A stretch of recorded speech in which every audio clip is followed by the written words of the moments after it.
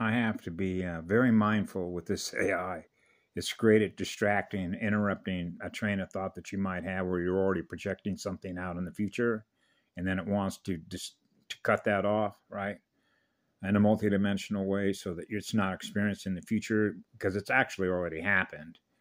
But because this is a binary AI system of a fallen system, it just wasn't there, but it comes back to me if it's important enough because I believe it has value in explaining sort of how I experience it because I share it with others the way I experience it, and then I communicate it to others and see if you're able to perceive sort of how it's constructed in somebody's mind, how it works, using energy to do it with, right? Okay. And so the divergent part would be very simple, and naturally it's in the movie, but I'm going to give it to you straight up. Okay. For example, my grandmother put up an example the other day, and see now it just sent a couple of drones to distract me. Bugs are AI drones. To distract my grandmother, Karen Ann Luke McDonald, 13th Arcturian White Bear Clan, mothers, had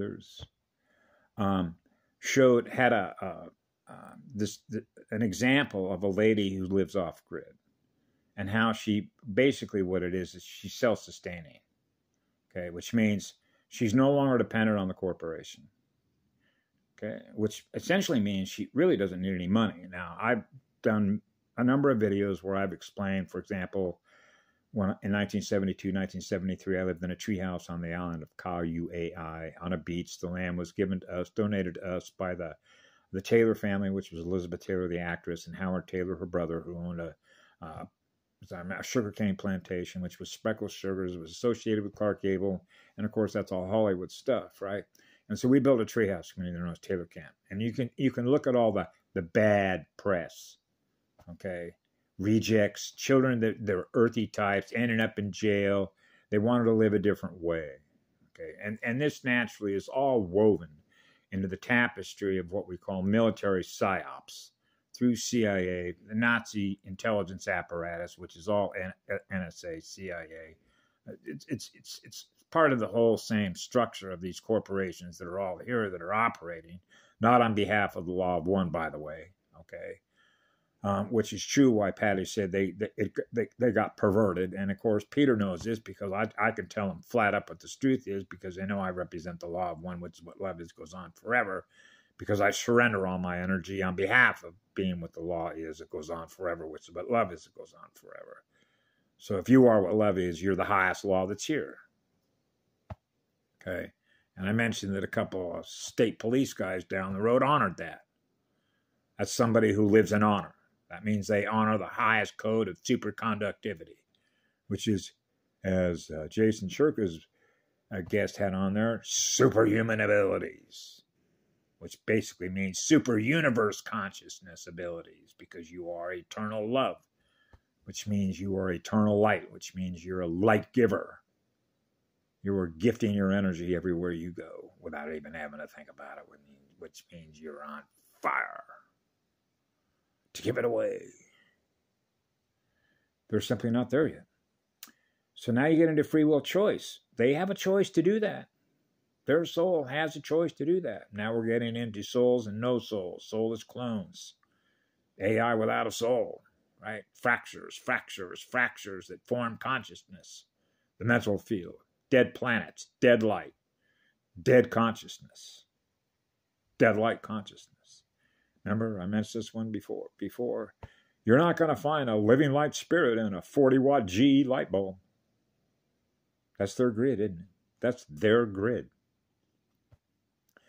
Did you know that there is a natural grid? That there is a natural way to experience the universe with sunlight, and when the sun goes down, see ya. I know. You'd be surprised what you learn living simply in living spirit, being with a powerful spirit that is a goddess in nature. What you learn through her, how natural systems operate, being part of that system. Your energy is flowing with that energy in a very natural, inflow, outflow way. That's the gift of aloha, which is the breath of the living spirit. Because there's living light. That spirit is in, that's on fire. So what I sort of got derailed, like railroad tracks, is the divergence side of if somebody's living off grid and they're self-sufficient, they have a beautiful garden growing, right? Like permaculture, hydroponics, right? Which means they're not dependent on anybody. They're fully independent. Their spirit is totally free because now they have a harmonious relationship, because now they're working in harmony with natural living energy worlds. They're choosing to go back to be with mama in a natural way, living with nature in a natural way. Okay? They pervert nature. I was aware of that when I was a child. And I used to say to myself, quit fucking with the girl and the planet. Quit fucking with nature. So they fuck with real gods and goddesses. They fuck with living spirits that are in peace, love, harmony with nature, with natural living systems of natural living energies, which is living light, with a soul consciousness that is gifting us what she gives us for free, which is paradise. Even though the way those words are pa, ra, a pa is patriarch, pa, ra, the Vatican. Now we're back into blades and blade runners. Now we're into the penis, right? Great book by Rayanne Eisler, if you ever get a chance to read it, called The Chalice and the Blade. So I remember she came out of Berkeley. I believe she was a professor of anthropology. So she was looking at artifacts, ancient cultures, okay, that embraced goddess energy. And why we do. Because with me, my energy never wants to be separated from the flower. So we're the pollinator, the seed from which we also grow the flower. So we're flowers too. That's the simplicity of it, actually. But it's a free will choice to be that or become that, which means you become the love energy that goes on forever, for which we grow the gardens of Eden. We live in the gardens of Eden that we create with the energy that we do it with, which is what love is. So when you're able to go out into nature and live in nature the way nature intends, which is the intention of the energy, which is the intention of the consciousness, which is the intention of the soul, to experience the essence of being with a goddess, she can experience the essence of your spirit, where together we are in harmony together. That civilization will become a model upon which others observe you're thriving and our cities are collapsing all around us. So they realize that you're thriving, you're generating an enormous amount of food, where ours is poisoned, contaminated, we're dying. As a result of the choices that we make to live in these cities in which we are consuming all the poisons these corporations are producing, and we're paying for our own poisons. And you're out there living off grid in these communities, living in teepees, living in the bushes, or living like the tribes in the Amazon rainforest, and you're thriving, you're healthy, you're never needing a dentist, you're never needing a doctor, you're never going to the emergency room, you're never needing their technologies. What are these spirits with souls in living light doing differently than what we're doing? Because they're thriving with Mother Nature, with a great living oversoul spirit in Mother Nature.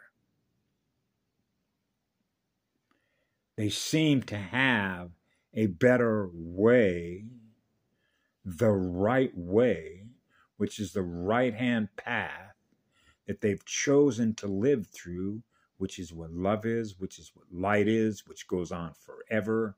So we know that our children have a future. They will see that future and observe the future they're experiencing through us, that they are now learning through in their mirror. That was the original intention of the clans and the tribes. That's the truth of it. As P.B. Patty Broussard put it, the tribes and the clans are the peacekeepers, the healers, and the teachers here. So you can see over time why they had to all be killed off in their mind. Because they wanted to generate another movie set, which becomes another model for which that civilization becomes generated by the consciousnesses that have been fractured upon which it is built and thus experienced as a fallen system.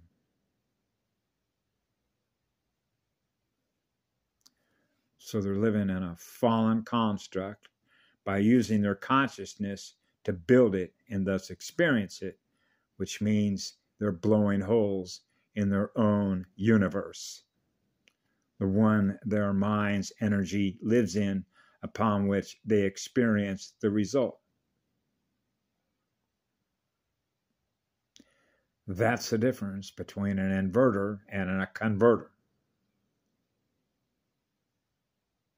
That's why a polarity integrator, which is what I do, is to bring everyone together into the law of one.